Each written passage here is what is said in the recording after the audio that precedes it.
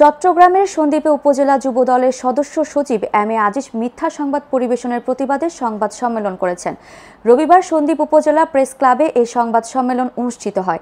এ সময় লিখিত বক্তব্যে মুসাপুর ইউনিয়ন যুবদলের আহ্বায়ক আলমগীর হোসেন আলিম মেম্বার দাবি করেন, ঘটনার দিন 19 March M A Aziz Chittagong উত্তর জেলা বিএনপির যুগ্ম আহ্বায়ক ইঞ্জিনিয়ার বেলায়েত হোসেনের আয়োজনে ইফতার মাহফিলে উপস্থিত ছিলেন।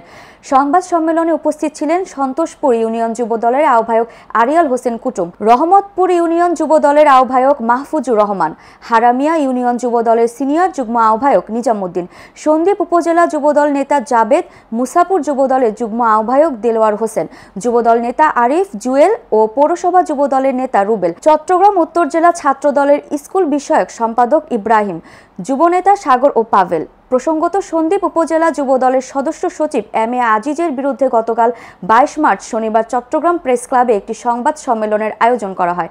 সংবাদ সম্মেলনের বরাতে বেশ কিছু মিডিয়ায় এম এ আজিজকে অভিযুক্ত করে সংবাদ পরিবেশন করে।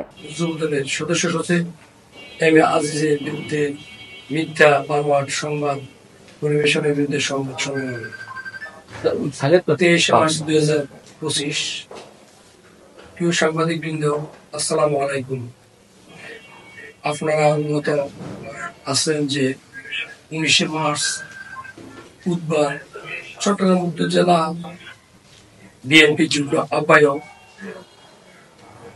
ইঞ্জিনিয়ার বেলায়েত হোসেন এর সার্বিক সহযোগিতায় আপসহীন দেশ নেত্রী বেগম খালেদা জিয়ার রোগ মুক্তি এবং বিএনপির ভারপ্রাপ্ত চেয়ারম্যান তারেক রহমানের সুস্বাস্থ্য ও দীর্ঘায়ু কামনায় দোয়া ও ইফতার মাহফিল ছিল। উক্ত ইফতার মাহফিলে শৃঙ্খলা বাস্তবায়ন কমিটির পরিচালনা করেন আমাদের সন্দ্বীপ উপজেলা যুবদলের সদস্য সচিব এম এ আজিজ। আমরা ইফতার কর্মসূচি শেষ করে এই সফলতা নিয়ে মত বিনিময়ে রাত 9টা পর্যন্ত অনুষ্ঠান স্থলে সন্দ্বীপ কমিউনিটি সেন্টারে উপস্থিত ছিলাম।